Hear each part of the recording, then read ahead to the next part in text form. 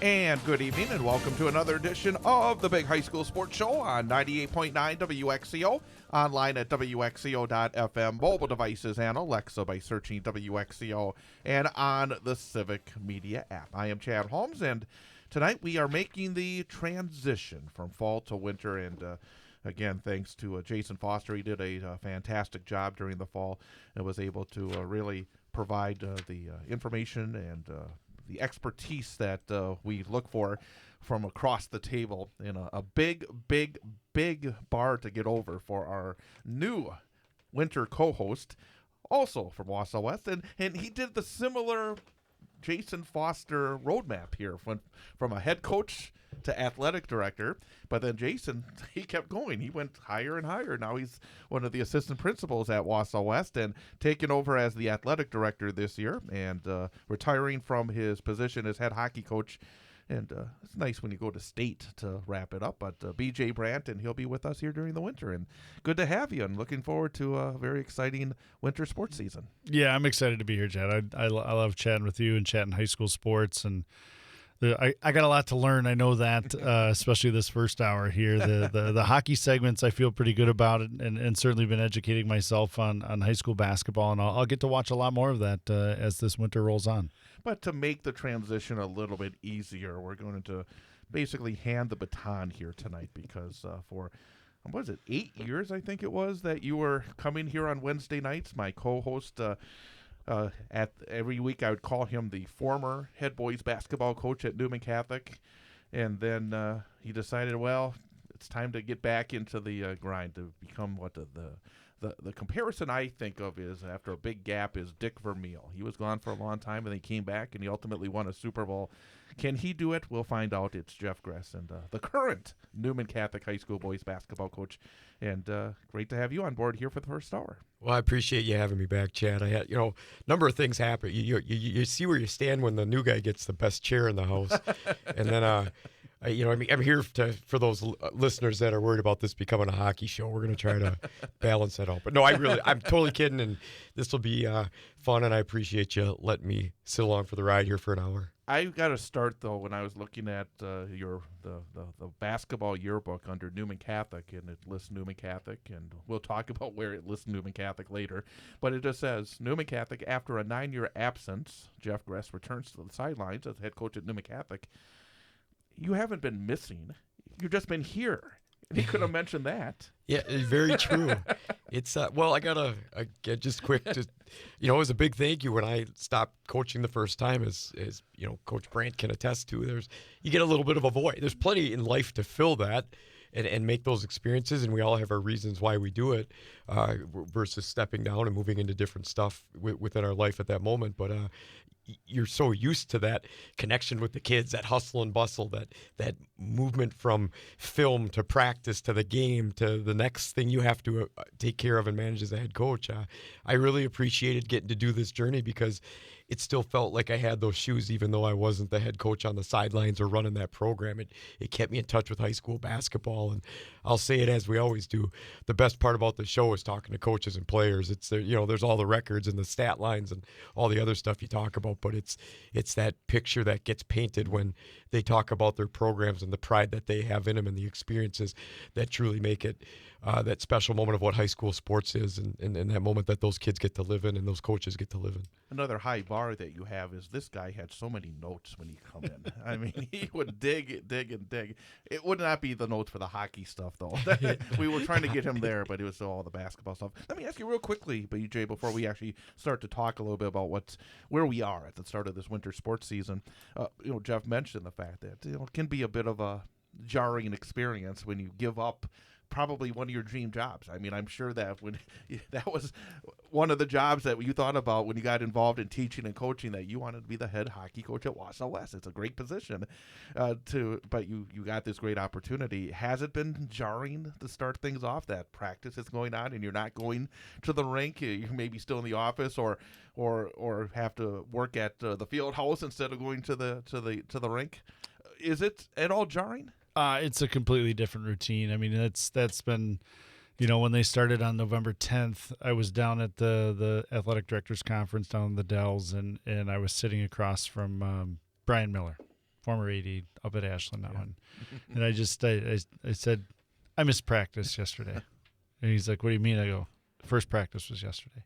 And he's like, he totally understand where I was coming from, but for me, it's great to know the staff that West has, and I, it was me moving out and Travis stepping in to take over everything we did. So it's been totally different, but I'll say I've been able to be present as a dad a little bit more within the family structure, and with Emma and Allie playing their first varsity game as a sister duo, being able to be there and watch that last night, and then being there for Kate and Davis and their youth stuff. So it's been really good so far. I mean, it's totally different schedule. It's the part you talk about, like the connection with kids, that's one of the things that's been the biggest challenge so far as an athletic and activities director is you get to watch kids perform, but it's you don't always get to know the kids the way that you knew them as a teacher and as a coach. So that'll be the biggest challenge, but hopefully something I can figure out over the time period of this job, and cheering on the kids and all the great things that come from high school sports and performances. The first segment here, we're going to talk generally. We'll have your official coach of Newman Catholic interview as we come to know it a little bit later in the hour. I wanted you here as well because let's talk generally about boys basketball, because we're starting boys basketball a little bit last night. There were a few games, not many, but a few games, and then of course a lot of action going on this weekend. And the conferences we're going to keep a real tight look at are the Wisconsin Valley, the Merowith South, and the Great Northern. Well, you're of course coaching in the Merowith South. You're facing a couple of teams from the Great Northern. You'll get a chance to see a Valley team as well. But let's generally talk, and I know that I saw Coach Brandt here at the West scrimmage on Monday as well. Let's talk a little bit about the Merowith South since you're here first. It's a little different. I mean, you're back, Stratford. I mean, how many years? Every year we had Coach Schmidt on, because it'd be like old home week when you talk to him. I mean, you had such great respect for what he was able to do at Stratford for so many years. You got Marathon, who looks like, I mean, they actually, I thought, in a sense, overachieved a year ago because they were a bit younger. They had lost Grant Warren, and there was a different look, but they still had an outstanding season. I looked again at the standings in the yearbook, and I'm thinking, it could be a lot different than what they have. But it could be the same. But I also think it could be a lot different.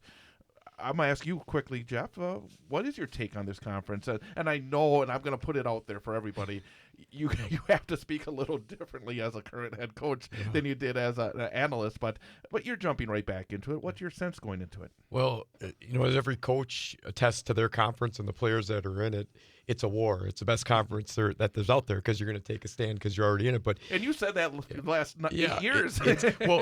There's no change. I mean, we were talking. We had practice this morning, and I wasn't happy with the defensive drill. And you know why? Because if we don't get in position, these coaches are smart enough to burn you if you're out of position. The players are physical enough to move you around the way they want to, and it's just a tale of putting on the old hat.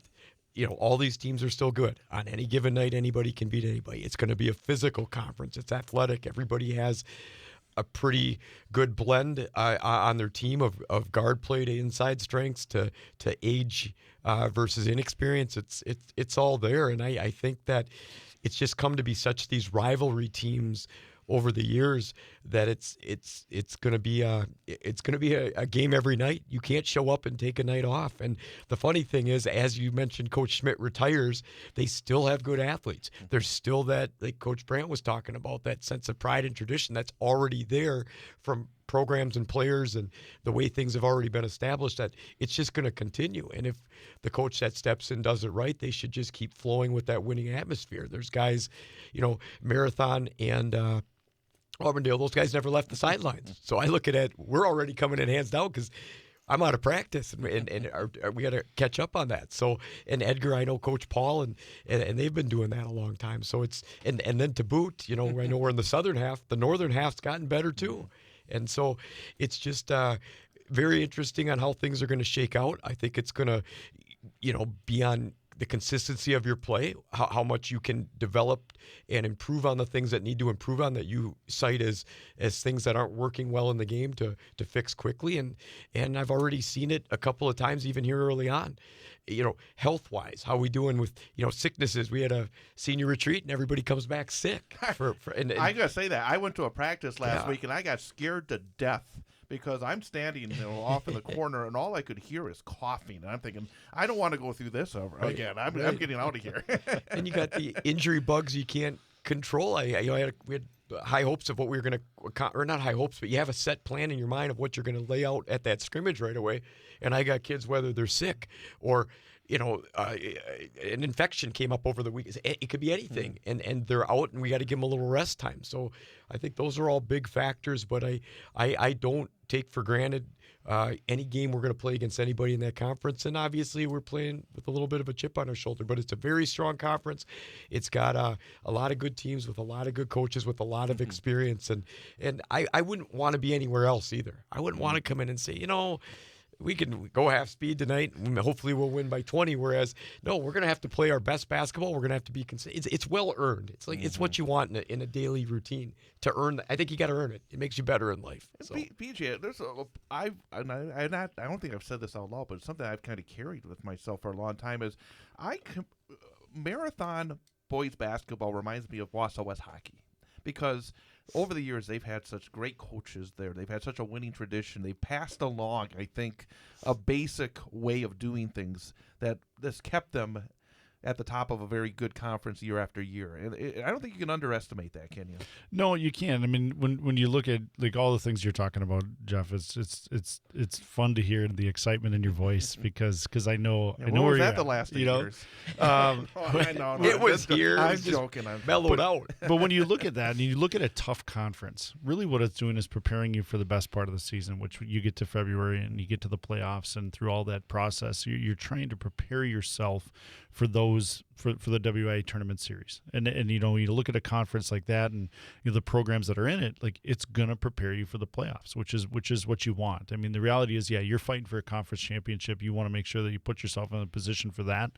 But the reality is you want to be playing your best basketball, your best hockey, your best whatever it may be when the WIA tournament series comes. And I think the conference, as you speak of it, is going to prepare you guys for that, which is going to be fun for me to follow as I watch more basketball and follow more basketball throughout the winter here to make sure I have some basketball notes on my sheet. I want to touch on the Great Northern because you do face two Great Northern teams this weekend, so I think you've probably been looking a little bit at what Merrill and Northern Pines have. But here in our neck of the woods, you got Mosinee, and I was looking at some of the kids that got back. I mean, we talked so much about Treve Stoffel during the fall. I mean, he was doing everything on the football field. He's going to go and continue doing that on the baseball diamond. But you got a couple of other 6'4" kids in Sebastian Anderson and Braden Reinke as well, and they have 5 starters back. I mean, that Mosinee team right now looks like one that's not only going to be, I think, a big challenge and a very good GNC, but also potentially being there as we do get into late February and early March. Well, just and one of the things I was looking at before I came here to do the show was just the win totals on a lot of those coaches in the conference. I mean, even when you're, where Medford is, they've got a bunch of wins. Coach Lemons at Rhinelander had over 200 wins, and it's just there's a lot to be said about that when you got these top teams in the conference just accumulating all these wins. It's through the players in the program and how they coach and run it. For going to Mosinee, though, what wouldn't you want in a lineup back the next year when you had success enough? They finished 9-3, I think, and had a good overall record last year. And now these kids are a year older, and I think it's cool to see, no matter what sports they pick, the multi-sport athlete, and to give a kid credit when they're able, or kids I should say in general, are able to do that in multiple sports, have high success rates, go from one sport to the other, change the mechanics and the ability levels a little bit to be able to work the way you have to within that type of sport and still have the success. That's a winner, that's an athlete. And I think with the size, the athleticism, the way Coach Lindsay runs that program, Mosinee is ready to, going to be a team that's ready to go. And again, you're going to war it out in that conference and be ready for playoffs. It's never easy, but I would, at the start of this, a team you're really going to look forward to watch. They're going to be successful, and again, not a couple easy games off the top when you got some of those other teams in there, but built on looking at the roster and the experience that they have, provided they're all healthy. That's what you want coming back to start the season off. I mean, you may say you have a target on your back, but you can defend it, so it's a good roster to have. And also, I mean, Nate here at Wausau West, but what Derek Lemons has done, and we talked about this last year. I mean, they would have a stub toe out of conference, but every time they needed to win a game in the conference, they won. They beat Mosinee twice last year. That's why they won the conference championship. I mean, what Coach Lemons has done at Rhinelander has been very, very impressive, especially as you haven't seen Rhinelander in other sports doing all that well. That basketball program stays right there, always competing at the top of that league. Well, and it's just very consistent, and I think part of that is the Lemons tree of coaching a little bit there. We're when you talk to Nate a little bit and get to watch the Lemons brothers coach against each other on Monday, and obviously it's controlled and you're trying different things, but to watch them, it's such a cool experience for those guys to have the opportunity to coach against each other and just how they coach. They're coaching the details, they're coaching the things that they think are going to make their team successful, and Rhinelander did an outstanding job at the scrimmage, and West was able to compete, and I think that's when you look at the teams that are going to be successful, they all are fierce competitors. Like, you can see it. And it's fun to watch athletes like that compete. You talk about the transition from fall to winter to spring, and the kids that are multi-sport athletes, they're fierce competitors. It doesn't matter if they're playing pickleball with their sibling or their parent or a friend, they're going to be fierce competitors and want to win that too. So I as I've transitioned to kind of a broader lens in high school sports, it's fun to watch kids compete, and it truly teaches them things that you can't learn in the classroom, and it's such a great learning environment for these kids. Well, and I was going to say, just talk the last couple of times too. It's cool to watch coaches because, again, at the high school level, it's not college. You're not pulling in guys you want that work for your systems of what you need. It's what you're dealt with and what you can develop with the kids that choose to come out and participate in that sport. And I know he's had good basketball players up there, but we weren't naming so to take that with just a solid team from last year and win that conference, I think that's the big deal when a lot of these other teams have these major players in the game where you got your one or two studs out there. And now to culminate that, it looks like he's got some of those kids are back that were solid last year from because I have our guys at Newman talk about some of the guys they've either played with at AAU or this kid's on my AAU team from Rhinelander and he's good. So things like that to mold that athletic ability to have a little bit more of a couple studs to help with the statistics is always going to be a good thing. You said, here I have this broadened lens. I want to ask you about Merrill because they move now completely to the Great Northern Conference. They were a member of the Valley in basketball and baseball, softball last year. They've been in football.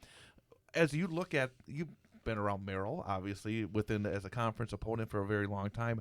How do you think that's going to work for them being now completely in the GNC? I mean, I think it's going to help them. You saw it in football a little bit. They made the playoffs, and I don't know a ton of the history on Merrill, but just in the sports that I've watched, I think it's going to help them be more competitive, which is going to allow their kids to have success. And I think from the Valley's perspective, you're always trying to figure out how to have a great conference and how to have and make teams be super competitive within your conference. So to watch a team like Merrill, leave the Valley over a period of time and then define success, I think it's going to be really good for them. It's going to be a good move for them. I mean, obviously, watching them this full year as they compete in the Great Northern will be a great test to see if it was the right thing for them. And that's the hard part. I mean, you want your kids to be successful. You want them to be competitive, and sometimes the environment, whether it's an enrollment situation or participation situation, you've got to make sure as an athletic director and administration that you're putting your kids in a good spot for success. And certainly in the fall, I would say it's worked out well for Merrill. And Jeff, before we turn to the page from the GNC, you have been getting ready for Merrill and Pines, and they are two teams that are expected to be right there in the mix in the GNC.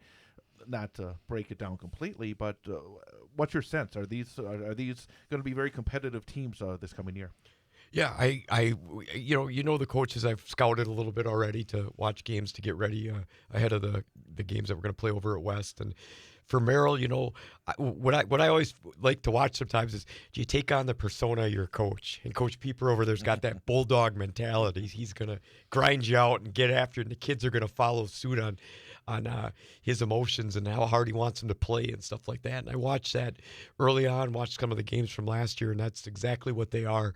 They got that lankiness to them and can really get up and down the floor well, and just a lot of good solid frames to bang around on the basketball court with you. So I think they're going to be that league's going to be good for them, very competitive, and more their sizes. And they've already they play those guys out of conference, so it's not like they're finding a bunch of new friends here.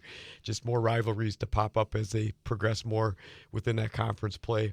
And for Pines, I've seen a little bit of last year, and I watched last night's game when they played Three Lakes and play with quite a bit of speed and get up and down the floor. That ball was out of the basket, or they got a rebound or a turnover, and they're gone and they're flying. So, and again, a lot of athleticism, good basketball frames with these slasher type players, 6'1", 6'2", and a multitude of them on the court. So I think it's going to be a battle between those two teams. Merrill stepping in there, Pines getting a little better from last year. They got the Albright kid that can put a lot of points in the basket, really good shooter, lefty. And I think they're going to both adjust well in that conference and just make it that much more competitive by one team joining and another team being a year older. So it'll be fun to watch as that plays out throughout the season. The Valley, 6 teams. That's something as somebody who grew up in this area, and I remember, and when I started broadcasting for Wausau West, there was 9 teams, and back when we first started, there would be 16 conference games and 4 non-conference games. There was a 20-game schedule back then. Nowadays, it's probably 60-40, maybe even bigger than that now, because you play more games and there's fewer conference games. But looking at the Valley, in a stat that just jumps off the page, and BJ is somebody who competes in the Wisconsin Valley Conference, and you've been around it in different sports for a long time. To see what Marshfield has done to win 47-48 in boys basketball with programs like Stevens Point and DC Everest and Wausau West won 18 games last year.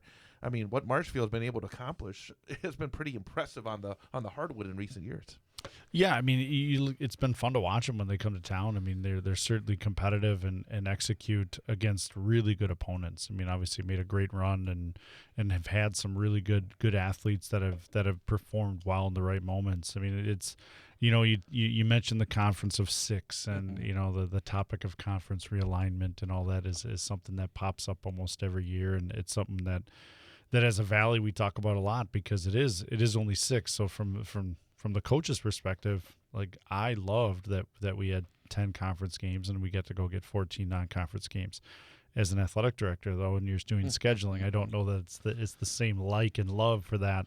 So it'll be fun to watch the Valley this year. I think I will say, see, let me jump in real fast. There are some interesting trips for Wausau West this year on the boys' side. Well, and some of that had to deal with the Florida trip. When you're scheduling, they had the Florida trip. I think it was a year ago, last year.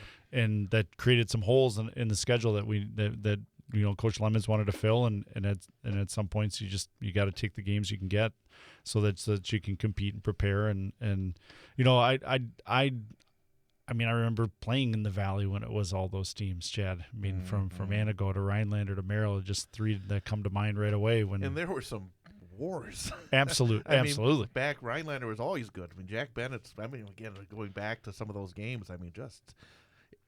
It makes me sad.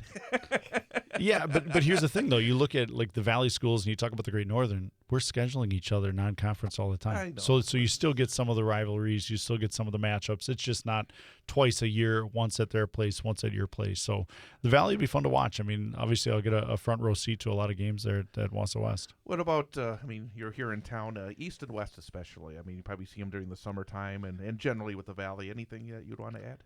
Well, I think that, again, if you wanted to say, like, any given night, these teams know each other well. I know they always, in talking to the area coaches, when I get fortunate enough to have those conversations, they're always looking for the battle, and they know that they've got it's the Marshfield and the Spash that always get a little bit of the more, I don't know if you want to say limelight, but they get a little bit more of the push because wherever that comes from. But I wouldn't want to play East or West on any given night either. They're going to come at you. Coach Lemons and the Warriors are going to be stingy. Coach Garrett and those guys are going to try to put the ball in the basket and fill a ton of points on you.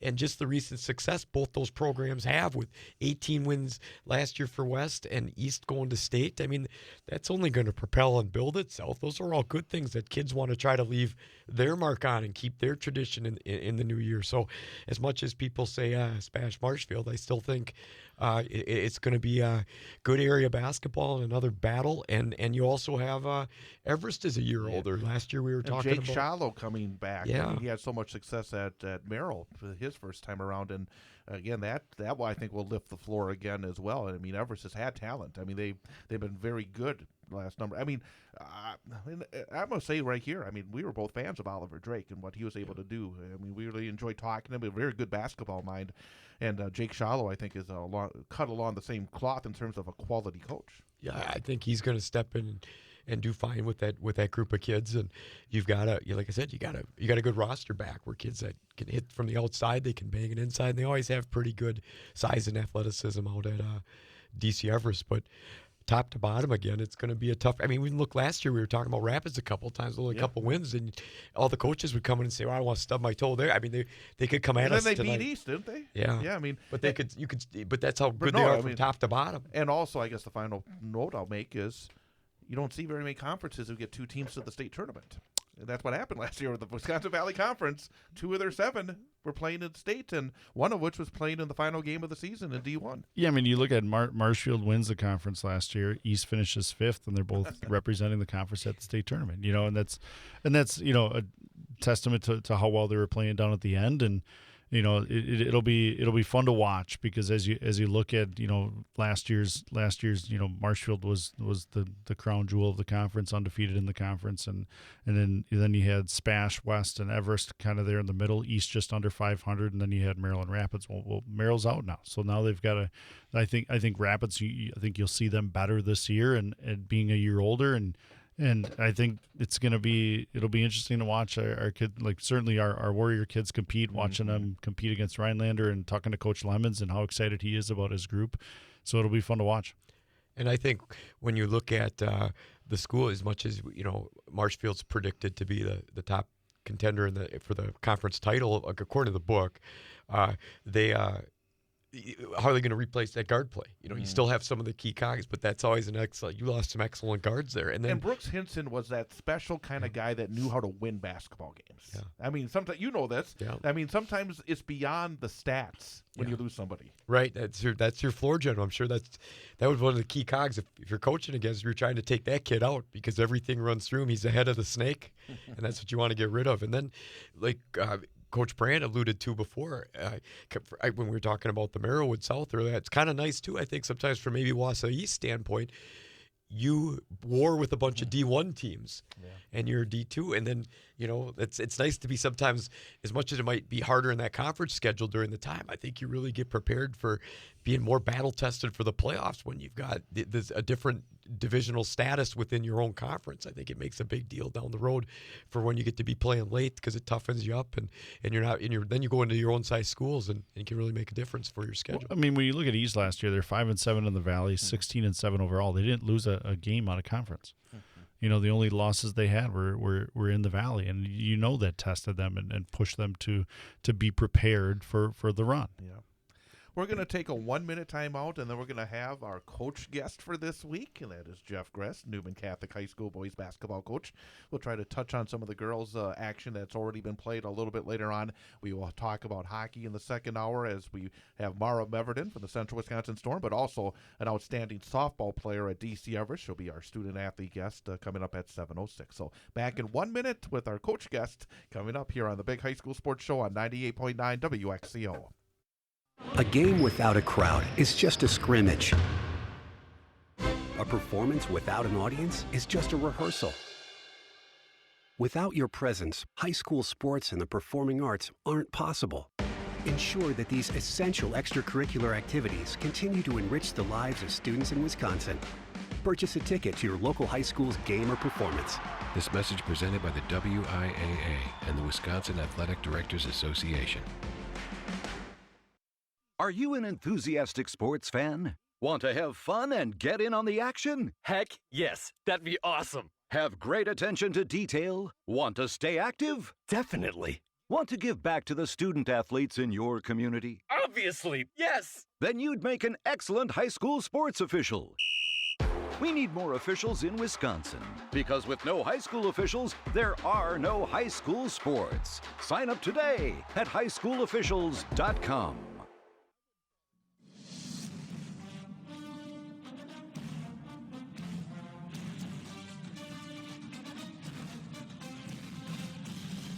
Big High School Sports Show on 98.9 WXCO, WXCO.FM, mobile devices, and Alexa by searching WXCO. Civic Media app and on YouTube, youtube.com, and the 98.9 WXCO channel. Along with BJ Brandt, I'm Chad Holmes, and joining us here in the first hour is Jeff Gress, the Newman Catholic High School boys basketball coach. Let's talk about the job. You are back after, again, nearly a decade away. What I guess the first question is, BJ said it sounds like you're very excited about it. Has it been everything you've wanted it to be since you took over again at Newman?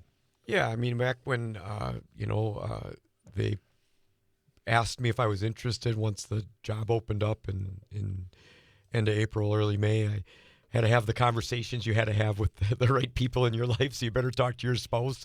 Obviously, my kid's a freshman, so we had to have that conversation, and my daughter's a seventh grader, so just kind of ran the routes on that to make sure that it would work out. And then, you always want to, you look at it too. You've been away from the game for a little bit. Is spectating better for you? Is you going to be able to accomplish what you want to help these kids do? So there's a lot of things to think about. But the minute I said yes, I don't know how to not go into something full throttle. Just because, for me personally, and that's sometimes where the writing and I'm not saying because you mentioned but you're back after. It's not about coming back. It's about what I think I can help with our student athletes. What I can do for the basketball program. It's all about them. I tell them so many times, it's your team. I'll take the blame for everything, but it's your team. I want you guys to be happy. I want you guys to feel the success you want to get out of this. So excitement wise, it's been everything. We got started with it this summer, and then the regular season rolled around, and just from little, I guess, things we're geeking out on, typing the kids' rosters in, making sure the heights are right, ordering all the new clothing. And I think the guys after a while got sick of it. Every time I'm like, come see this, look at the way they printed this Newman Catholic on here. It looks great. And they're excited about it because we're all excited. So I think it's exactly what I felt it would be. Obviously, you often sometimes deep down wonder, am I built to do this anymore? I was a lot younger the last time I did this. It was a little bit different. The first time around, my players are teaching me how to text. The second time around, I'm finding that they like to communicate much more without face-to-face stuff. It's just the way they're built, and trying to get them back in that mode a little bit. Come have a conversation. Let's talk about it. So the excitement's been there. I can't wait for every of these new firsts with these guys, from first games to first film sessions to the first day of practice. It's been outstanding, as has the players and the families and the parents. Well, just talk about that a little bit. So you've been gone 10 years. Has the game changed? Are there things within coaching here now in your first couple of weeks that you reflected back 10 years ago that you said you were much younger, but you're also much wiser this time around, and you've been able to watch a lot. We hope. I'll say you are. And then you have the aspect of having your son there. So talk a little bit about that. Yeah, going back, how the game's changed a little bit. I think obviously, the first time much younger, quicker to decide things, maybe a little louder, not don't sit back and observe and watch things as much. Just this time around, coming in my head, I was talking to you guys off air about the Tomahawk schedule or the Tomahawk scrimmage and things we had to work on, things we didn't do right away in real time. And then I watched the film back. I'm like, actually, we were okay in that. And the thing I like about it with the players is I had that conversation. Hey, I'll be the first one to say when I'm a little off. And I said, I got on you guys about this defensive possession. We took a timeout. I said, well, I watched it back in real time or film time, and here's how it broke down a little bit. So here's some things I was really happy with. And I think that realism that the last time, the coach is always right. I'm going to say it. I might not admit it as much. And this time I want to have that authenticity where we're laying things out exactly how we see them, exactly how I feel. And I think that's one thing. The time built in with getting just on the huddle camera. The last time I was around, I'd go to Coleman on a Tuesday night way up north in a snowstorm to get a game film because I felt it would help us beat the other team we were going to play. And now I just got to click a button and somebody's kicking me a tape off or that type of thing. So I don't think as much as maybe the players and things have changed. I think it's more so with my perspective. It used to be so much so you take a loss so hard and blame yourself, and then you'd feel the responsibility that you'd have to get these guys so far to get the win. And now I think it's more so about my connections with the kids. That's however we are working together in these moments is going to be such a big deal. Not only now, but going forward. What they view of their hard work and stuff, I think is a big deal. Before it was kind of like, here's the coach, here's the direction, here's what we see, here's the one-way street. Now it's more like, how are we in the moment? What's your guys' buy-in? How do you see things a little bit? Trying to give them that extra element of maturity and kind of that big level of a voice within their team. Because if I truly believe it's their team, they have to be able to share and have some feelings in that. And then I'm so much more so I've learned over the years when I've had players get back and connect, what we're doing now in the moment and why that pressure I think I still feel is so much for 20 years down the road, how these guys are going to be as contributing members of society, how they're going to be in whatever higher education or work field they decide to go right into, how are they going to be as a spouse or a dad. Those types of things I think are so big. I want to see and relish that 20 years down the road what they maybe just a little bit of the Newman program helped make, just a fraction helped make them part of who they are. And I think high school sports does that. So I think just maybe a little bit different perspective, a wiser perspective, and understanding that, there is life after basketball. And it's in those moments of who we start to define ourselves as who we can be, that propel us to be what we are going to be in that 20 years. I think that's a big deal. And I'll hit my son because I got to hit that. That's always a tough one because as anybody that's ever coached their own kid, they're the coach's kid. They're held to a different standard. And as much as there's great perks with that, I think there can also be an intense pressure with that. So one of the things because I've coached that was one of the big conversations I've had because my son's group, I've coached since they were fourth graders. And one of the things I questioned myself in taking this job was, at the end of the day, if I'm able to do it all the way through with my son, which is what I want to commit to there and beyond to see what the pieces are. But they will not have another high school basketball coach, another Jeff Gress. And that could be a very good thing. And you never know. It could be a hard thing because I'm not easy on that group. And we've become like family. I treat them like my own kids. So I'm honest on what we do. That can be constructive criticism as much as praise and having their backs. And so, my son and I had a long conversation about that because one of the things that he had to want out of this for me to agree with it was he had to be accepting that I will potentially be the only coach he's ever had. And I wanted him to be able to live with that at the end of the day. And that was a big deal. And I was dead honest with my wife and said, if he doesn't want that, I'm out. I'm not doing this. It's his high school career. That's just as important as every other kid's high school career. And he wanted that. And I think sometimes he sees the perks, like when, you got extra time to shoot around, you're there with, that gym space is more readily available with your dad being the coach. So I was, as much as I was happy as a father, I was happy as a coach that kind of lifted that experience that was also available to me based on his opinion, because that meant a lot to me that he would want that, and we got a long road to go, and never easy to be the coach's kid. You played for Dan Witter, and then you coached under Scott Seward, and then you became the head coach at a very young age. How old were you when you first became the head coach? 25, Chad. A lot less gray hair. Yeah. Still a good-looking beard, of but course. But and no taller either. No, but you learned under those coaches. Then you did it yourself for how many years were you the coach? I mean, quite a few. 14, I think. Yeah, 14. I mean, man, oh man, and I was there for all of them. Yes. But your basketball philosophy. Then you stepped away for 9 years. Has your basketball philosophy changed at all? Because I know, and we talked about this, you studied the game. You'd watch these games just to talk about it on a Wednesday night. Take the notes. Has your basketball philosophy changed at all from when you were the head coach at Newman the first time around to what you're trying to implement right now? Well, one of the things I went back through, and it's funny what you save Like I've got bins down. When I cleaned my coach's desk out the first time, those bins were still full. And not as much dust on it as I thought, so I opened them up more than I thought just to reminisce or look through things. And what I was, and then in typing up the paperwork for this season for our parent meeting for our players, they're all getting packets. We put stuff out on Google Docs that people can allude to for whatever, whether it's our rules or philosophies.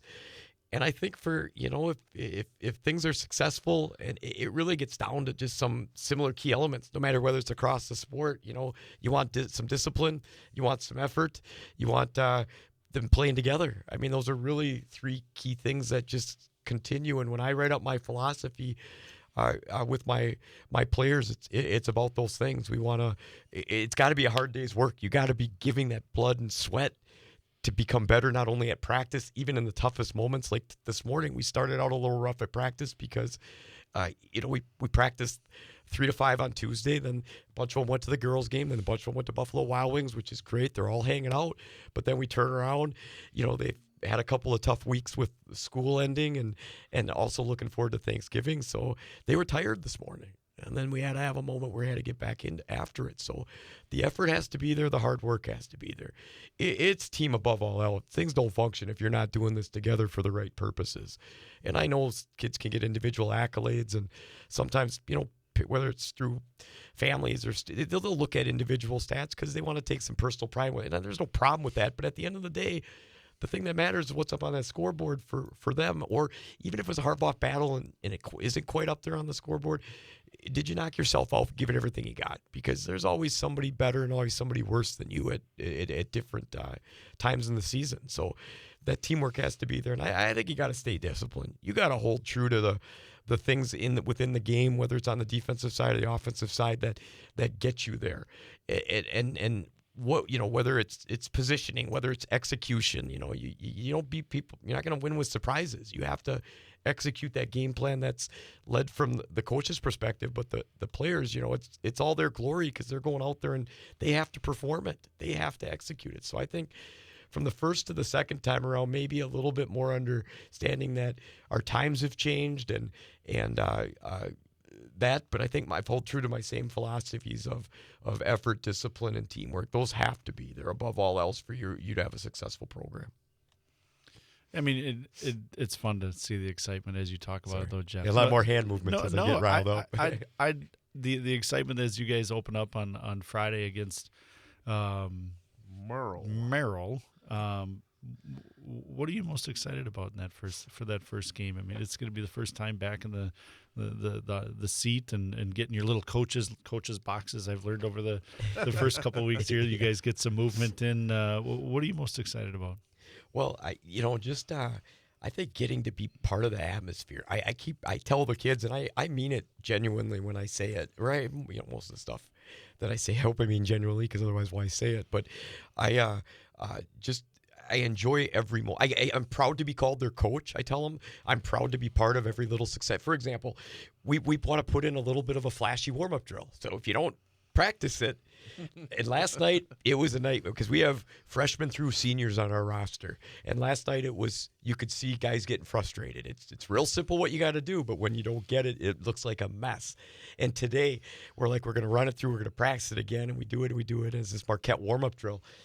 And we said we're gonna run it through with one more player that didn't get it and struggled, and he had to finish it out, and they got it all the way through. And from seeing seniors jump up and fire it, guys raising their arms all together, patting the kid on the back that might have struggled with it, that was a moment. And I think I'm most excited for those little moments to see them achieve some stuff that they haven't felt.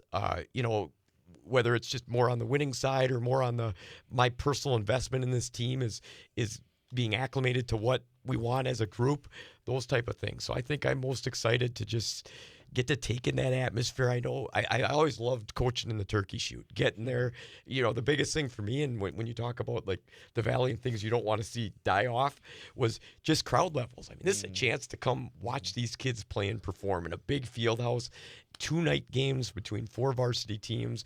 And I just, whether it's packed or not, just to get to take the atmosphere and the lights are on, the center, the roar of the crowd when we do something well, the tough stance on defense. So I guess for me, it's all the little moments moments, but I'll enjoy talking to Coach Pieper before the game.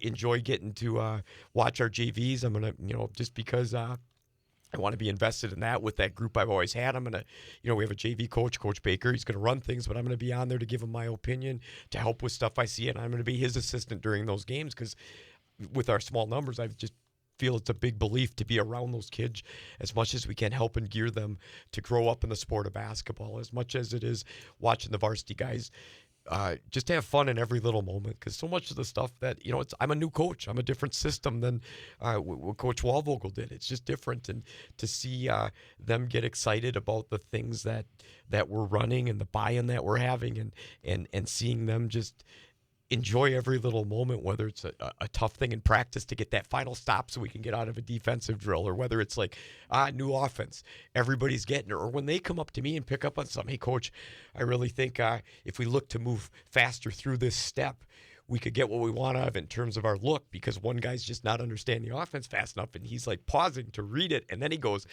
so I'll bark at that kid a little bit more, like, move now, and tell him so that the older guys can see that we're getting through it. So I guess for me, it's just going to be the general atmosphere of what a first tournament should be, as much of an evaluation process of getting to play two solid basketball teams from the Great Northern Conference. You've mentioned the fact that you've been around a lot of these kids as they've been growing up, but you also have, I think, some of your upperclassmen who have a lot of experience. They've got a lot of minutes at the varsity level against good competition. Could you talk a little bit about the guys on this team? Because you do have, I think, some talented and experienced guys. That has to be exciting to be part of as well.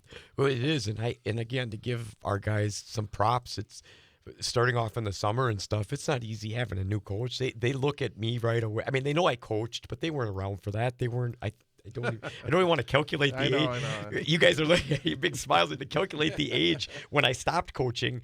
I remember because there's a picture that when we have the triplets and the Pent boys, or sorry, I should say quadruplets, but we have three of the boys that are together. And one of the things they had a picture up on their story that they did on the news, and I'm like, oh, I know those two guys. It was two former assistants. So at some point we had them when they were in second and third grade. So they were real young the last time around and didn't know much of how any of that worked with me or the teams that I was fortunate enough to coach during that first run. But I've had a great buy-in, because to me, the last time they were, that's our sixth grade teacher, I have eighth grade too, or our eighth grade teacher. So it's been a while. So we had to reconnect under the sports outlook. And they're young men. They're 17, 18-year-old guys looking to make that next step out of high school. They're on their one foot's kind of out the door, so to speak, as fast as graduation pops up. So it was interesting to see how receptive they were, how the buy-in we got right away to start the summer stuff off. And that's what we have on this roster. We have a lot of experience. We have 7 seniors. Unfortunately, Cooper Gould tore his ACL, but I give credit there. It isn't fun sitting at practice when you're injured, and especially when you're holding out hope that you could get in way at the end of the season if we make a little bit of a run, if that thing, and he's ahead of his schedule, which is great, but if that thing heals up properly, and he comes to practice every day and he sits there for 2 hours, you just got to give those guys all the credit because of how much it means to something, how much it is. And I hope our team, we talk about it often, but I hope our team is always cognizant of what it means to them and play a little extra harder for Cooper when you're getting beat up or the game's not going the way you want. You dig down and think of that, and I'm going to play hard for my teammate there that can't do this for us. Then obviously you look at the scoring punch. I think we have one of the things we're going to have to continue to improve on is the defensive side, because offensively I was blessed to walk in here with some guys that could put the ball in the basket. They've logged a lot of hours, and Quincy averaged 19, 20 points a game, and Piff ain't much farther behind. Lucas Piffner, another senior for us, averaged about 13, 14 a game, but they have the capabilities to go off on each other. One of the things I really liked about the summer, it's not easy playing off each other when you got two guys that can fill the basket, because sometimes I've also seen teams that they have a hard time doing that, especially one guy picks up when the other goes down or vice versa. Or are we going to be, just put as many in and wait for the game to develop for us? And those two did a really good job of that over the summer. They're filling it up. Lucas Piffner, due to an injury when he was in middle school, is not able to play football. But if you saw him and the way he hit the weights when he was in the offseason, and everybody's like, he's at the Y all the time. I mean, he was a gym rat in so many different ways and put that time and effort in. So those two guys between Q and Piff are going to be able to fill the basket up a lot. And then our other players are great. We have Griffin Pent is kind of an anomaly because he was out last year, and he plays great on the ball defense and hustle and does all the little things, but he's the one, his court awareness and intelligence, he's asking questions all the time. How do you want me to play off this pick? Before I can even get it out, last night, he's the one contacting me nonstop. Hey, I'm watching this game. I'm seeing this. Who am I going to guard before I can even get the scouting report out? So just his headsiness, I think he's going to be another player that's going to complement our team really well, that I think he's going to slide in there because he didn't play last year. He was out with a shoulder injury and just does so many of the little things. And then you have, we'll go right to his brothers. You have Damian Pent, who are outstanding football player. And he brings that mentality to the court. Like, you're not getting around me. You're not going to drive by. I'm going to stick you defensively. I'm going to go in and hit the layup when I get the pass on the fast break. And I'll spot up and hit the shot when you leave me open. But he's got that feistiness, solid defender, that just this physicality about him where he's not going to make things easy on you for the time he's out on the floor. And his brother's the same way, another strong player for us. Everett will actually go down low and bang around. His height's only about 5'11", 6 foot in that range, but he has this physicality about him where he just that he brought to the football field that he's going to carry over on the basketball court, where he's going to do a bunch of the little things, just get the rebounds, dump it to the guys that can score, but at the same time he'll look for his opportunity when it's available. So a headsy player in that sense. And then we also have Lucas Erdman, who is got this. One of the things I've been trying to work with him on, he's a lefty and he's all hustle, loves to play defense, was one of the conference conference defensive player team last year, and just looks to shut down guys in the inside, but plays bigger than he is. He doesn't have a wheel wide frame, but knows how to position himself, gets his hands on a lot of basketballs, whether he's getting the rebound or gets a tip out. He's smart. The amount, if you can't keep it as a stat, but the amount he taps off to give us second life off a missed shot is a big deal. So he's all over the place, and we're looking for things to him. And here's another moment of being receptive. We talked a lot about you got to be a scoring threat. You have to put the ball up. And as I'm sitting there watching Tom, I'm like, wow, he's taking shots that when I spectated at games last year, he didn't take. He passed up. And so I thought that was a big deal. And then our junior class, so that's our 7 seniors. I don't think I missed anybody. Was that 7? Hopefully, can't miss anybody. And then we have two juniors that are in our lineup also. And Michael Fox is again another player that he was hurt a lot last year with a shoulder. Played half the season, had to go out with a shoulder surgery, and so kind of again another one of these guys kind of untapped under the radar. And he's been doing an outstanding job building confidence in his shot. He's starting to hit it because he has great form and he knows what he wants to do with it. Just have to release that and fire it in. And a lot of athleticism there. He's hezzy too. He knows when he's got to go to the scores as well as much as he's got to knock that shot down and put the ball in the basket where it needs to go. And then we have Carter Cervanka, who is one of our bigger, both sides of the ball linemen, all-conference football player on both sides.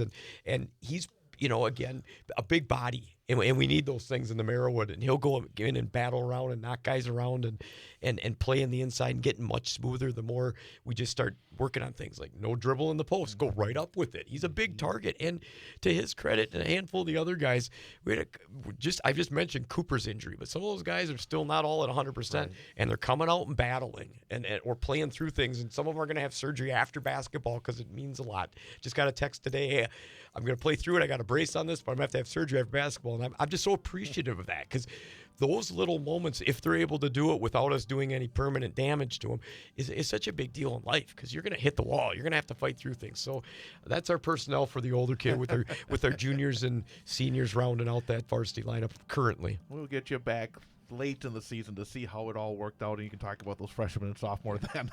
Yeah, sounds and good. And also, I wanted to ask you about going back to marathon because that's always a rivalry game. Are you looking forward to going back and being on the sideline against Coach Jacobson and the Marathon Red Raiders? Well, the big thing about that game is usually you don't see us in shirt and ties much, 'cause that's not but we like to sometimes outdress them, so we'll just show up and they'll look at us funny. I'm like, I'm outdressing you guys, but looking forward to it big time. Thanks, Jeff. Yep.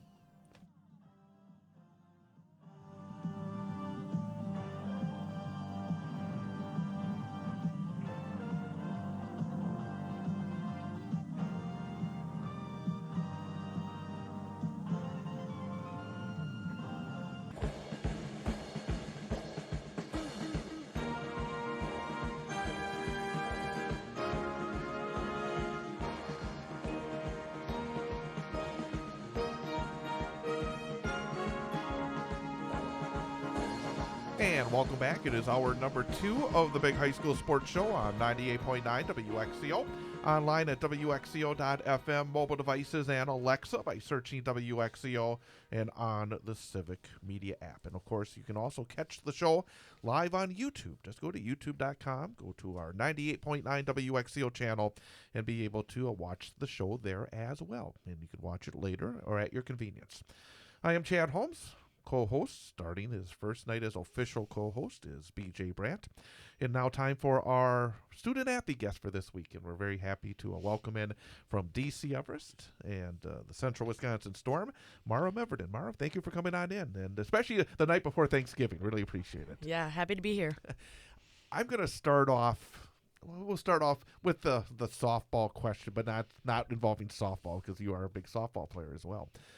But let's go back to the state tournament last year in hockey. And you're one of the rare folks that gets a chance to talk about state tournaments both in the winter and in the spring. But let's talk about the winter and being able to get an overtime goal at the state tournament. You were able to score in the extra session in the state semifinal, punch the ticket for your team to the state championship game. Was it your second goal of the season overall?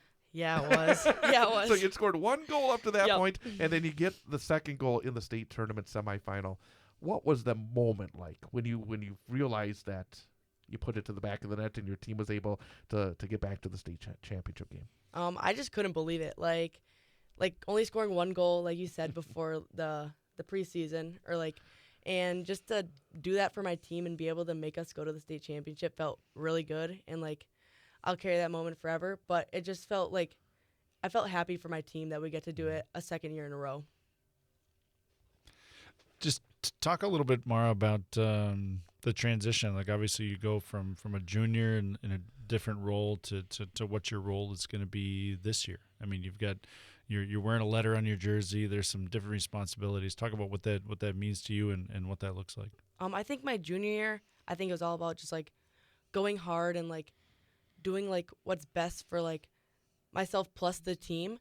But now as a senior captain, I think I have to obviously still play hard and do my role is but I think I have to ask everyone else how they're doing and just stay positive and make the whole team just all happy and just stay focused on the game. The role that you play on the team, does it help that you perhaps had a different kind of role in the spring in softball? Would it be fair to say that for softball, for DC Everest, that maybe your role is a little bit larger in terms of leadership? Would that be fair to say?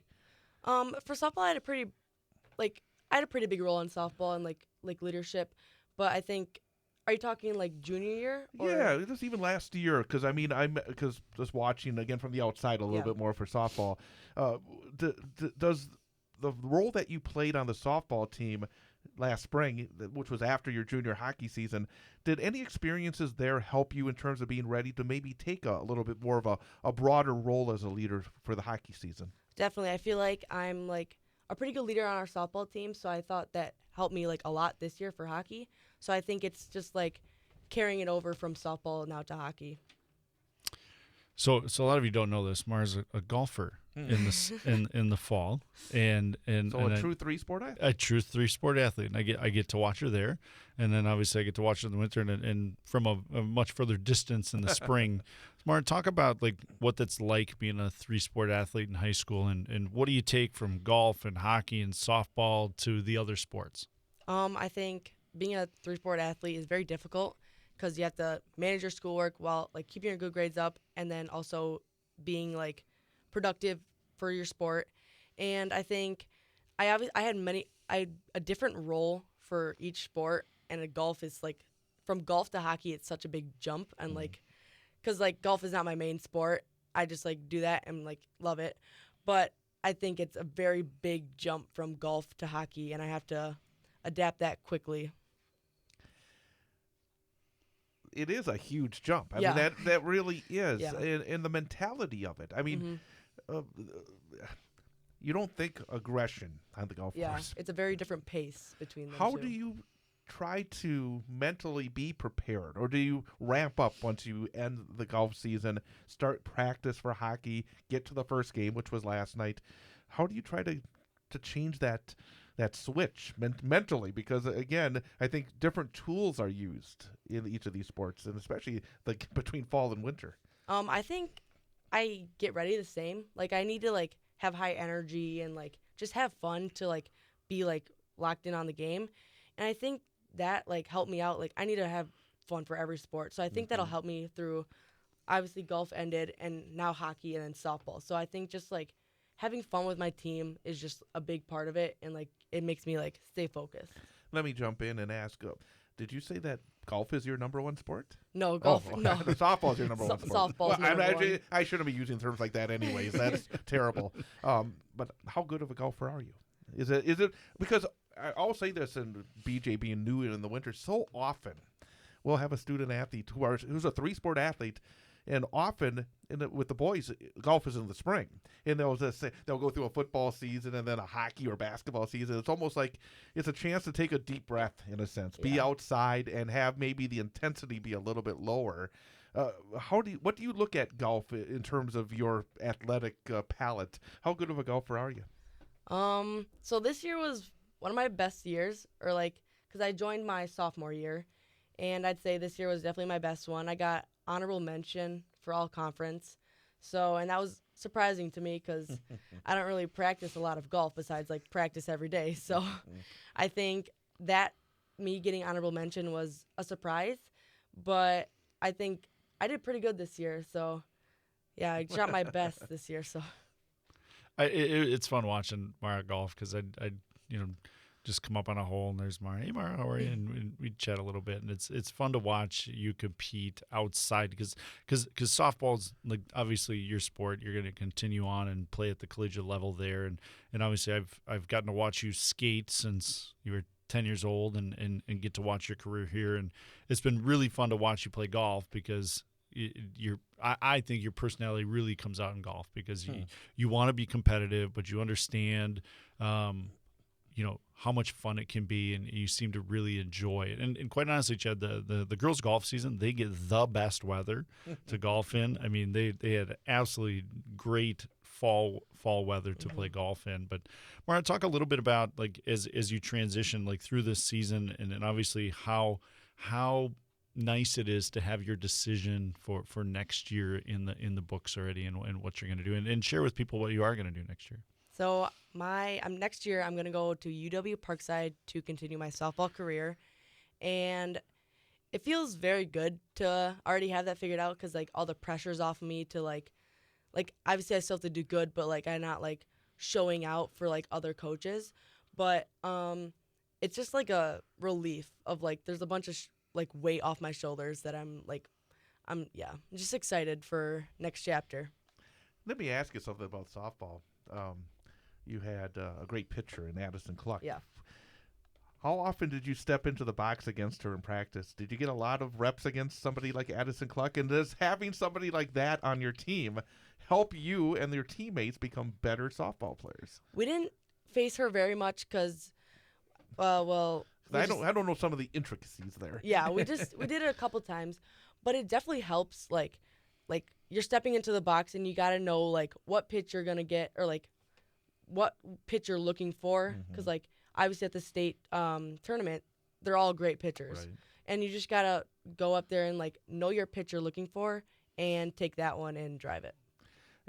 What position do you play in softball? I play third base. What do you consider the best thing that you do on the diamond? What is you in terms of offense, defense? What is your calling card that got Parkside interested? I would say probably my offense. I had a pretty high batting average last season and the year before, but I'd say I also do pretty good at defense because, well, for Everest we don't, because our Addie's so good, we didn't get, Right. we didn't get so much defense, but like when we did, I think I did pretty good, and yeah, I think for our summer league, I play for Fire Pro, I think I did pretty good. Actually for Fire Pro I play first base, so I think just seeing me around the field also helped me with committing to Parkside, and she liked that I could play anywhere. I also catch sometimes. Versatility. Yeah. Do you plan it like this was always fun. Like the recruiting process is stressful, I think, for student athletes, and I don't think people understand there's a lot of stress. While it's fun to be wanted and it's fun to go to these showcases and showcase your talent, there's a lot of stress with it. Does your Parkside coach have any thoughts of coming to watch you compete in different environments? Because whether obviously they're not going to come watch you play golf, but do they plan on coming to watch you play hockey, or maybe when you're down when we play at U School and some of that stuff to come watch you compete there? I don't know. They got a pretty busy. Well, fall just ended, so that now they're all like hardcore training, but they're pretty far away. So we might see them when we're down by Milwaukee. So I'll have to obviously text her and say hey, my games are here. So I don't know, because they train a lot. So I don't know if they have any free time, but I'll definitely be texting her and seeing if she wants to come and watch. And yeah. Again, we're talking to Mara Meverden from the Central Wisconsin Storm and DC Everest Softball and DC Everest Golf, as I've learned here this evening, here on the Big High School Sports Show on 98.9 WXCO. We'll get back to talking a bit about the upcoming winter and spring seasons, but you talked about not having a lot of time for some of the coaches and the like at Parkside. Often with the multi-sport athletes, time management is such a big factor. What do you like to do when you have a little bit of time to kind of get away from it, when you're not playing either varsity athletics, or as you said, you got your travel teams and the like? What do you like to do to get away from it? I love hanging out with my friends, just doing some random activities, like going to an escape room and just being with them, even though those people are also on my sports teams. So I just like to hang out with them outside of the sport and just not worrying about oh, we have to go practice this, but just hanging out with them, seeing what they're like, and getting to know them even more. Real fast, you talk about your friends and being from your teams. Do you have a different group of friends, say from your different sports, that you hang out with, or do they tend to be the same kind of group? I'd say I have a different group of friends, because Storm is obviously a co-op, so I talk to everyone. And for Everest softball, it's only Everest, so I definitely have a different group of friends for each sport. And I don't know, it's kind of nice, but also not nice at the same time, because you can if you're you want to just hang out with someone else, you can go to that, but then it's also nice because or it's not nice because then you won't see everyone every single day. Right. And it's kind of sad. So Chad, Mara's sister Kelsey plays college softball as well. Have you had a chance to go watch Kelsey this fall, and what was that like, being able to watch your sister play? Yeah, I watched her a couple times. She actually played UW-Madison, and they did pretty well. And it's very nice to see her because obviously she's at college and she's away. So it was nice to catch up with her after the games too, and just seeing her play softball and doing what she loves is very cool. Let's talk about academics, because you're going to college. Do you have any line of study that you're thinking about focusing on, or are you going in open to start off college? I'm pretty sure I want to go into elementary education, because I love working with little kids and just helping them out. Very good. Do you have a favorite teacher at DC Everest? The high school, or yeah, just right.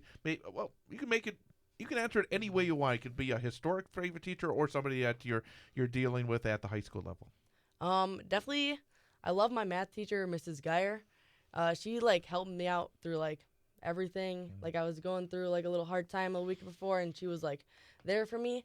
So, and she's also helping me keep my grades up. And she's a very good teacher, very good at explaining things, and it helps the student athletes, because those kids have a hard time staying focused, because they're oh, I want to go play some sports.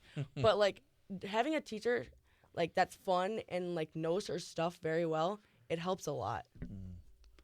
Talk a little bit about your parents a little bit. They've obviously been a big part of your athletic career from youth on up, and obviously are probably really excited about the step you're going to take here and have a great Storm season, and obviously have a great spring season, but the excitement of them probably to watch you play college athletics. Talk a little bit about that process.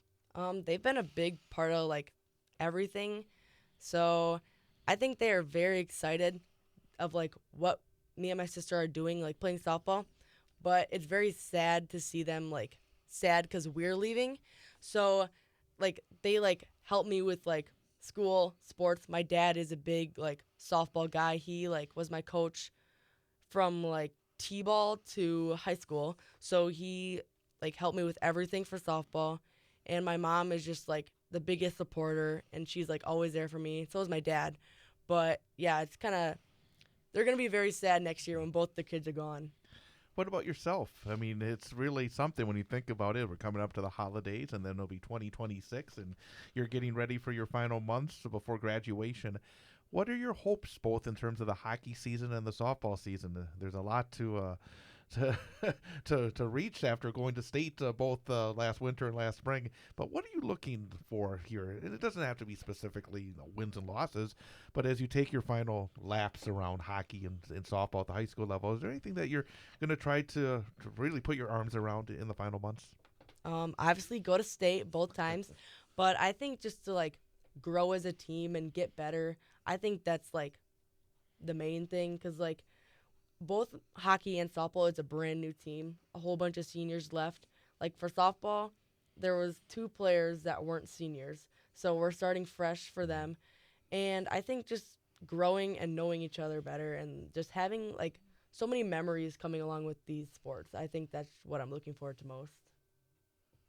Well, I know I'm excited to watch this winter. We'll get to I'll have the opportunity to watch you guys a little bit more. Talk a little bit about what that team means to you a little bit in terms of the Storm group, and obviously, last night was a learning experience for this group. Talk a little bit about the team from your lens.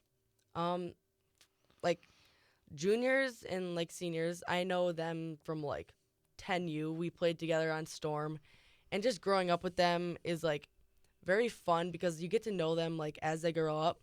And I just don't want the season to end because, like, they're, like, some of my best friends, and I just don't want to, because, like, we used to go from hanging out, like, every single day, and now we won't ever, like, see each other again. So I just don't want the season to end. And then, yeah, we make so many good memories, like, on the bus rides, at, like, overnights, and, yeah.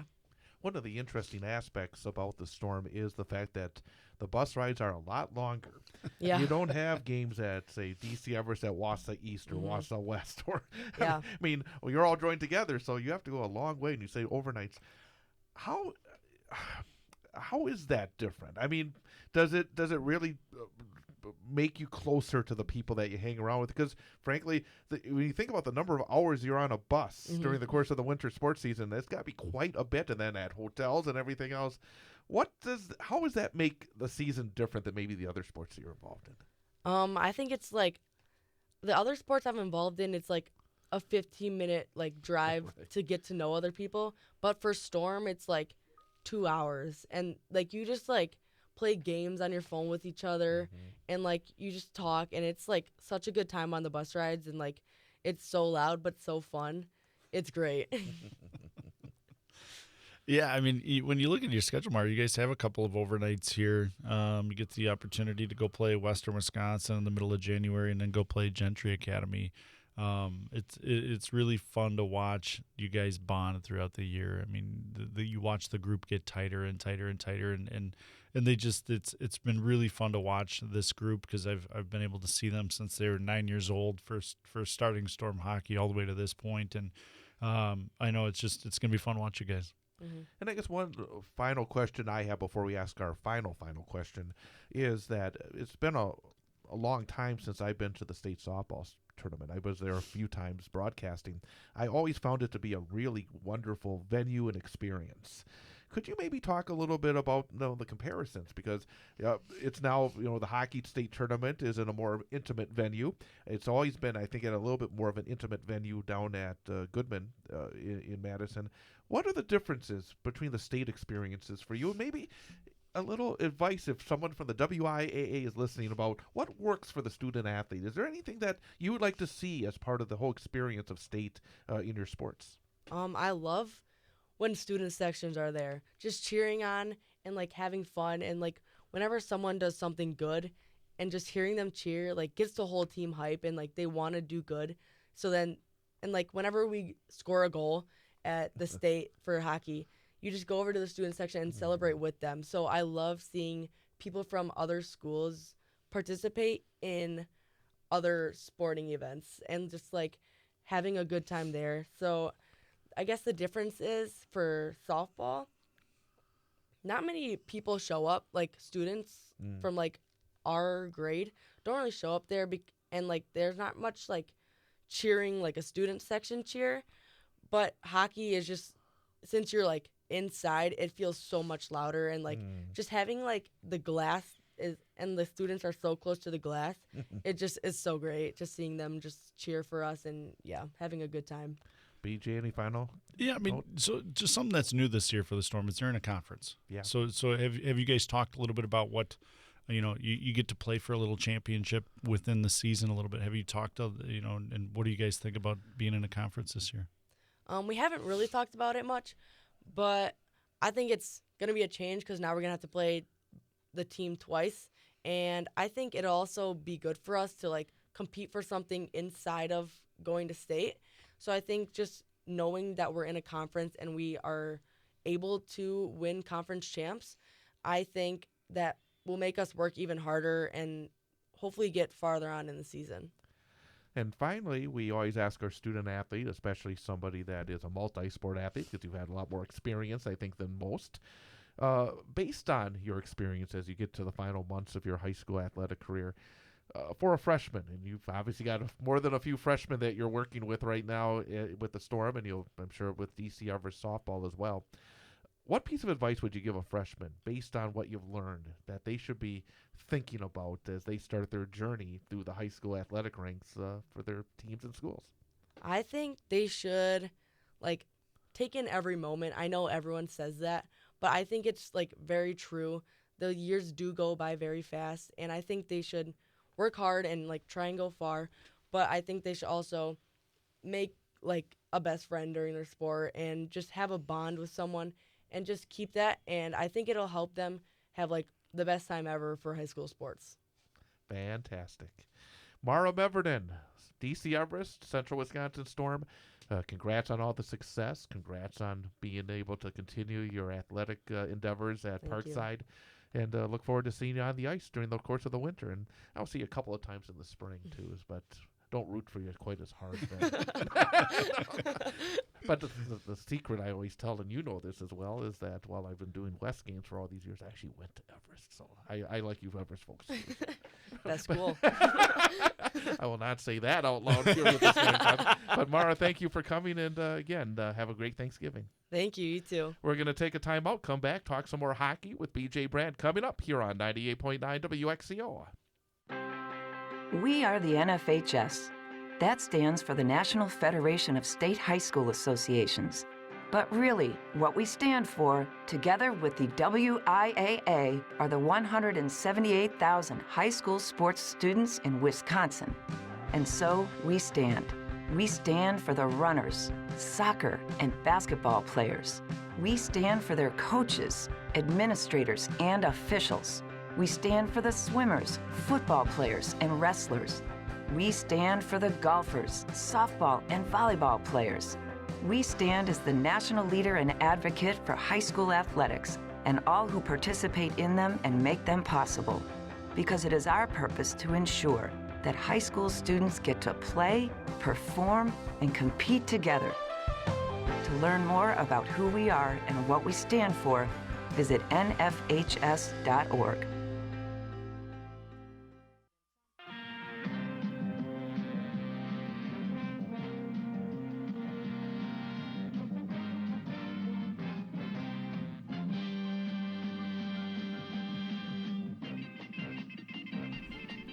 And welcome back. It is the Big High School Sports Show on 98.9 WXCO, WXCO.FM, mobile devices, and Alexa by searching WXCO, Civic Media app, and on YouTube as well. With BJ Brandt, I am Chad Holmes, and you were just saying that I think for both our guests, we got some good high bars to clear because of really good stuff, I think, from both Coach Jeff Gress and for Mara Meverden. And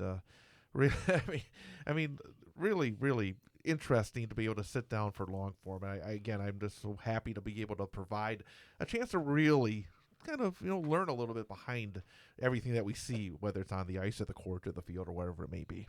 Well, I think what, people that are listening, I think they get a little window into what goes into coaching, above and beyond just what they get to see on a for basketball Tuesday, Friday, Saturday night, or and kind of behind hockey. It's a little bit different because you don't have as much intimacy as a fan watching because there's the glass and you're behind. You don't get. It's not like basketball. You're in a basketball gym on a Tuesday and a Friday night. You're close. You get to see everything, get to hear everything, and it's just a little bit different. So it's great to get a little window into tomorrow's experience and all of the things that go into being a high school athlete. Because as you're an adult and you think about what your high school experience was about, it's totally there's a lot the same, but there's a lot different for these kids right now. Let's talk about the Storm, because we both had a chance to see them last night. We had the game right here on 98.9 WXCO. It was the season opener, Lakeshore Lightning and the Storm. Lakeshore 2, Storm 1. Number one, this Lakeshore program is a good program. They won 17 games a year ago. They won their first game 4-0. They had already played.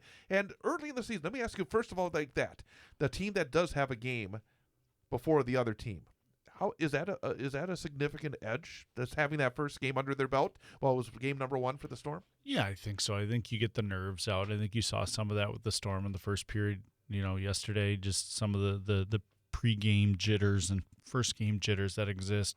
I mean, significant advantage. I don't know that is there. A temporary advantage. Yeah, I think. Well, and where it can be an advantage is early on in a game. Yep. You know what that first shift's going to be like. The speed of the game in a regular game. You can have a scrimmage, and I've noticed that a couple of times. I went to a basketball scrimmage, and then boy, the speed of the game is it's no comparison when you actually play a game. Correct. Doesn't matter if you're playing somebody else. It's completely different. Yeah, and I think you saw a little bit of that early on in the game, and then you saw the Storm come out and have a really good second period. They just weren't able to score, get to some secondary chances, and I think that's some of the inexperience that they have when you look at what graduated over the last 2 years for the Storm. Some of the kids that didn't need to have a significant role or had a really good support role, they're going to have to play different roles now this year as juniors and seniors and even some of the sophomores. So those things take time, and I think that's the one thing when you play 24 games for the regular season, and there are times as a coach you value the game because you need to win, but as I coached, get to year 7, 8, 9, 10, 11 as a head coach, you start to realize that it's learning, and you have to go through these things. The Storm probably didn't want to go through all the 5-on-3 they had to go last night on the defensive side of the puck, but they had to go through it, and you have to learn how to play the game, and you got to learn how to compete, and I think you'll see a lot of improvement as we go through on the season with them. And one of the things that kind of jumps out about this Storm team last season, I mean, they had so much experience on the blue line. And I was talking to Coach Wimmer before the game, and I said, all right, and it turned out to be kind of true, is if this game, I said to her, if you give up 30 or 35 shots, people are going to be saying, oh man, the Storm gave up 30, 35 shots. That never happens.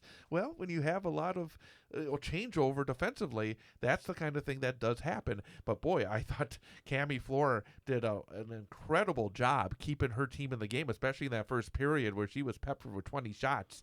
So again, last season, they had a couple of young goaltenders who I thought could lean on their defenders. Maybe got some younger defenders that can kind of lean on some experienced goaltending this time around. I think they're going to have to. They're going to have some growing pains on the back end when you have there's just not a ton of returning experience there, and I think they're gonna grow through that. And when you go from 14U youth hockey to a varsity game last night, that's a big pace of change. That's a big jump for a new hockey player at the high school level to make. And I think you saw them get better as the game went on. I mean, they gave out 20 shots the first period, and I think, what was it, 18 maybe the rest of the way? I mean, 13, yeah. So you could tell they got better.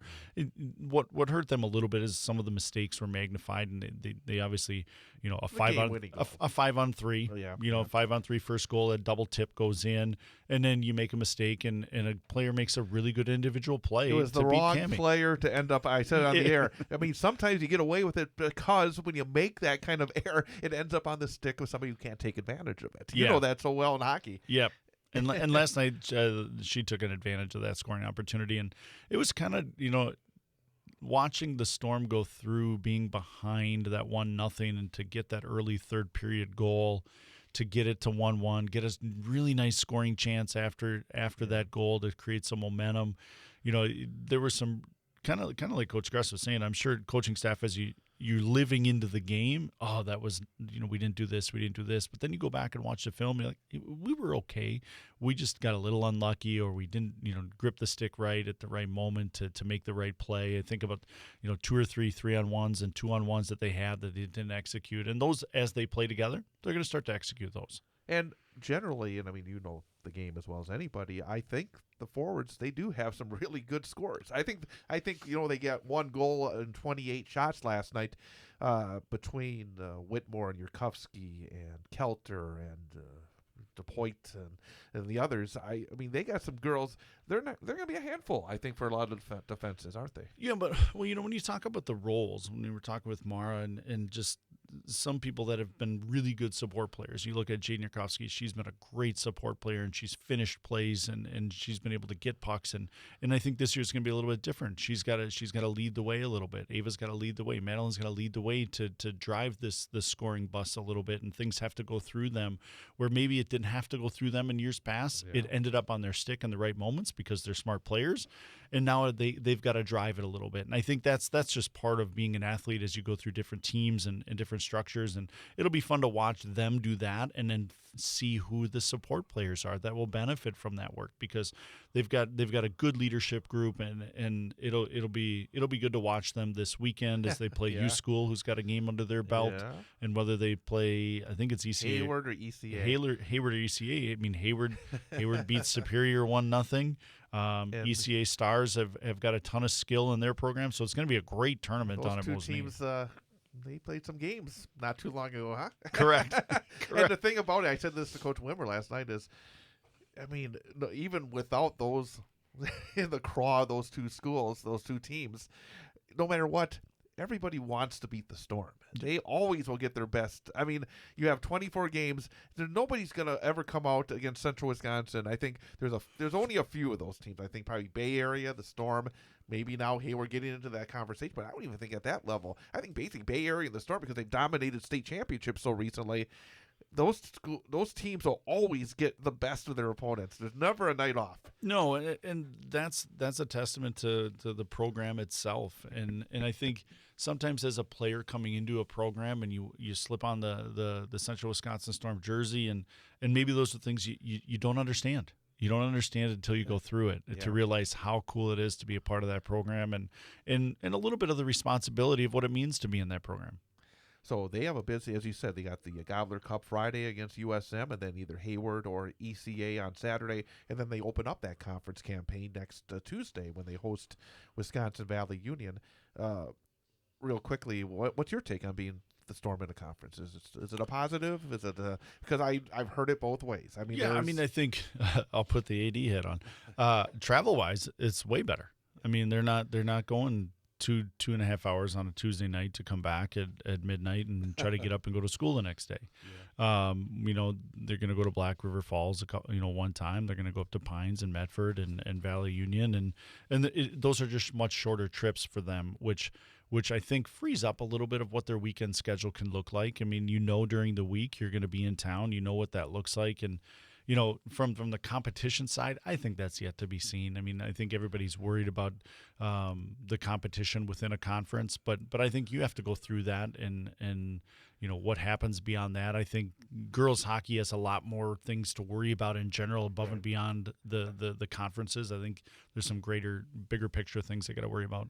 And final note on that is I would hope that maybe some of these teams in this conference, they will lift their programs because they have to against teams like Central Wisconsin. I think Black River Falls is expected to be pretty good as well. Yep. But, I mean, we saw Wisconsin Valley Union from time to time be able to step up. But Northern Pines in the past has obviously been there, but they've had some struggles. But the hope is that maybe get those teams into a conference and you lift everybody up, because that's one thing I think the girls hockey does need a little bit.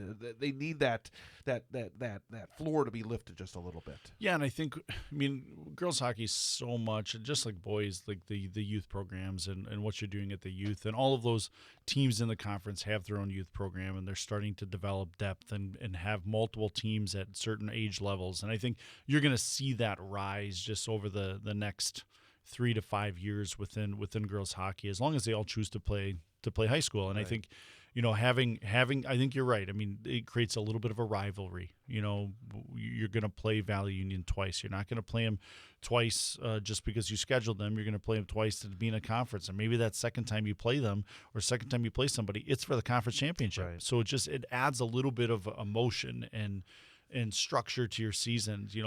The whole season was always leading to the playoffs. Correct. I mean, that's a long road where you're not really playing. I don't the term saying you're not playing for anything. Of course, you're playing for something. You're playing for seeding and everything else, but you're not playing for a conference, and that's not easy. To have that, I mean, for a coaching staff to keep that focus sometimes, because there's always ebbs and flows during a winter sports season. That's the way it is. But having that, maybe that carrot, having that opportunity to win a conference championship, to be an all-conference performer. Yeah, they had the all-independent, but that's a little different. Yep. But I mean, maybe that is, again, there's positives and negatives, I guess. Well, I think when you look at the season structure, so they've got the Gobbler Cup right away, which is a tournament. You're trying to win the tournament, much like the boys are trying to win the Eau Claire tournament. Right.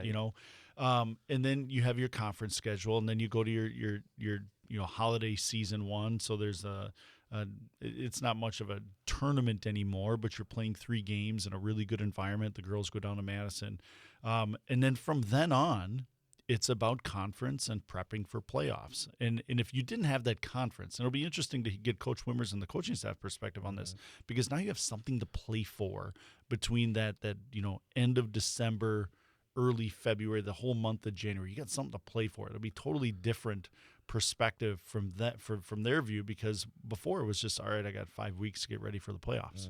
Well, now there's going to be something to play for in there. Exactly right. Let's talk about the boys, and let's talk about what we've seen so far, because they started to play some games, and teams in the Wisconsin Valley Conference. Stevens Point, what 14 did they get? The 14-0 over Middleton. In Middleton.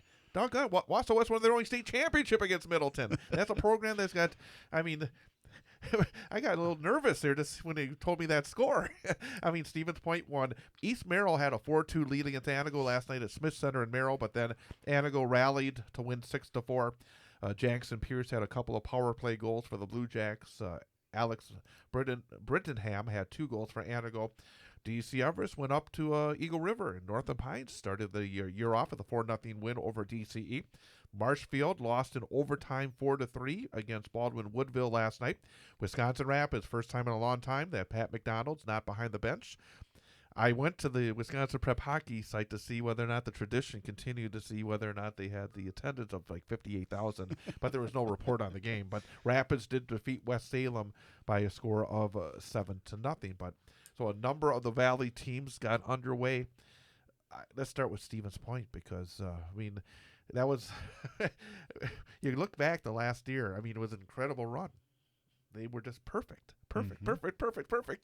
And then in their first playoff game, they were shocked. I mean, literally. I mean, you talk about shockers. That was a shock. They lost to Chippewa Falls, and now they come back. And I can only imagine that those kids that were involved last season, there's got to be a little chip on that shoulder to start all over again and to come out there and just roll up a couple of touchdowns last night. Yeah, I mean, I think, thinking now I can think outside the box a little bit here in my commentary. Yeah. Watching Spash go through what they went through last year and being perfect until they weren't. I can imagine what that offseason was like for Coach Polkamp and his staff, and the message he was given to his players, and how to prepare for the regular season, but then ultimately try to prepare for the postseason. And obviously, I got to watch them scrimmage a few teams over the last week, Friday they were over in Neenah scrimmaging, the new Bay Area co-op, Neenah and Wausau West, so I get to watch them, and they certainly haven't lost a step. They're reloading from what they had a year ago, and you'd probably argue they don't have as much depth, but they got a lot of depth back there, and from their goaltending out to their defensemen to their forwards, I think you're going to see a team that's pretty high powered offensively. It'll be fun to watch their season as they progress, because you're right. They're coming into the season with a chip on their shoulder, because they were clearly the best team in the state last year in the regular season, and just had a bad time to have a bad game. And credit to Chippewa Falls for having a good game when they needed to have one. East Merrill United, new head coach Brian Bednarczyk, sort of I would say an unknown quality. He's first-time head coach at this level. It's been, I'm going to say, again, I don't know everything going on, but there's been rumbles about, the whole co-op and how strong it's been. It's been thought maybe it'd be changed up in some way, but it's still going on. What do you know about EMU? Do you have a sense on where they stand right now as a program, what to expect this year? Well, first-year head coach, Brian Bednarczyk, he's a guy that's played the game at a high level. He played for Team Wisconsin as a kid and went the junior route and has obviously been a big fixture in the adult hockey world and had success there. For him to jump in, I'm sure there's going to be a ton of learning for him and probably a lot of excitement for the kids. There's a new coach. Anytime there's a change, there's a lot of excitement within the program. And I think, he certainly will have his challenges to go on throughout the season, but, he's got some good goal scoring coming back in Jackson Pierce. He's somebody that was able to put up goals last year. He's probably got to carry the mail a little bit more this year than he did last year, but certainly in the first game, he was able to be a part of a lot of scoring there for them. And, I think it'll be interesting to watch them as they go, because they've obviously got to go through the Valley schedule and some of the non-conference stuff. But Brian's going to do a really good job. He's a good hockey mind. He understands the game, and he'll probably have a lot of fun doing it. And Wausau East plays in a tournament this weekend in Tomah. They take on Tomah Sparta on Friday, and then they will take on Black River Falls on Saturday. Real quickly, for them, that's got to be a good bonding experience early. You know this as you go to Eau Claire every year, but for EMU, and then of course, I think that nightmare trip that I guess they're probably happy to get it out of the way next Tuesday, the conference opener at Stevens Point. But I'm talking about this weekend for them to build this program with a new coach and some new players. It's probably a good way to go to have this little road trip this weekend. Yeah, when you get together and there's probably some things Coach Bednarczyk and his staff will learn as you're overnight with a bunch of high school boys, but they'll have a great time. The hockey is obviously important, but the team time together, the hotel chats, the bus rides, all those things are the things that the kids really remember, and I'm sure that it's a big part of what they'll do over the Friday, Saturday after Thanksgiving. Let's talk about Wausau West. You said it. You saw them. They were over there in Neenah for the scrimmage against some pretty good programs last weekend. They start off this weekend at the Eau Claire Memorial Tournament. They take on Notre Dame Academy on Friday, then either Superior or ECM on Saturday. Coming off a state trip, got an exceptional goaltender who really stepped up when you needed him in some big games late. You got some experience back. I'm still saying you. But it is still you. You're still part of the program as the AD now. But what did you see Friday? What do you expect from the Warriors? And again, it is an adjustment to have a new head coach, because for Coach Travis Brown, it is a different role. He's been your right-hand man, an outstanding coach for so many years. But there's two sides to the coin. It's wonderful to have great expectations, really good talent, but boy, there's also the other side of the coin where there's not a lot of time to kind of settle into the new position. They're expected to do very well. Yeah, when you look at the personnel hockey-wise, they're a really good group. There's a lot returning. You've got the defensive side of the puck. You've got some depth there. Between Jones, Rasmus, and Gravine. Those guys have a ton of minutes logged at the varsity level. offensively. Probably as big a group of defenders as you'll see. Yeah, I mean that, honestly, big physical yeah. group, and I think the challenge for that group will be finding that line of physicality Right. to stay out of the box a little bit. And then you look on the offensive side of it, you got their entire top line from a year ago back, and Pergalski, Krass, and DePoit, and Hendricks, Damrose, and Tyler Wendell is going to lead, and Xander DeBile. Those guys, you get a whole senior line as your second line, and that's important. I mean, those guys have a ton of experience in big games and big moments, and especially early on, I think Coach Brown will lean on that because they've been through a lot. They've been through a lot at the varsity level. They've been through tough games, through tough moments, and I think they all understand what they need to do. I think as they've grown up, they're continuing to mature and bond together with the new guys they're wearing the jerseys next to them and being good leaders. I think, Trav and I have had a lot of conversations, and he's got a really good coaching staff. He was able to add in a couple Warrior alum, Jake Bailey and Jacob Zabula, as guys coming back to help the program. So, from my perspective, I think it's awesome that when you can bring some alumni back, Right. and you've got Jed Wykes and Dane Hagedorn and Sam Wiegert as guys that'll certainly help Coach Brown, because it is a different role. It's a different lens for him to look through. It's a different set of responsibilities. One of the things that the reason as a coach that I was able to be successful is because of the coaching staff. Sure. Everybody had a role. Everybody knew what we were doing. And by the time you get to year 5, year 6 with those guys, it flows really well. And, it's going to be really fun to watch this group from afar. Let me ask you, because I get goosebumps thinking about it, but it's not very long. It's less than 2 weeks. Weston Bash at KB Willett. I mean, it's so early. But it's such a massive game every single year when you go to KB Willett take on Stevens Point. As you look here at the start of the year, how do you see these two teams comparing? Because they're both, I think, pretty loaded. Both these teams are completely loaded. I think, that game, they scrimmaged each other on Friday. Yeah. And it was fun to watch the kids compete against each other. And as a coach, you're playing your cards right. You're not showing what you want. It's planned scrimmage mentality. December to the 9th is coming quick. and it'll that's going to be a massive game. I really think it's going to be a really important high school hockey game in our state. I think when you look at the top teams in the state, and we've gone to a ranking of 6 for some reason, but I think those guys are certainly going to be in the top 6 here early on, and it's going to be a massive game. There's a lot of implications in it, but the reality is it's a game of December 9th, and when you want to play your best hockey in February, you can't put a ton of weight on it, but these guys know. They know what this game means from the conference. One of the goals is to win a conference. I think Smash has won 5 in a row. Yeah. And I think I know how important for these kids, because we taught during the fall when they beat Stevens Point on the football field. It hasn't happened. I remember last year when the boys basketball team won at Stevens Point. Yep. It was huge because it doesn't happen that much, because Stevens Point, for whatever reason, obviously it's a big school with a lot of athletic talent, but boy, I know that for those guys, especially the football guys who are now playing hockey, they want to do it again. It means a lot to them. I think it means a lot to the coaches too, and it'll be certainly a highly watched game in early December here, and that for West that vaults them into the one of the check boxes in the season, because then on Thursday they've got they start the Marathon Cup. Yeah, so you think from Tuesday to Tuesday you've got 4 games, Spash plus Marathon Cup.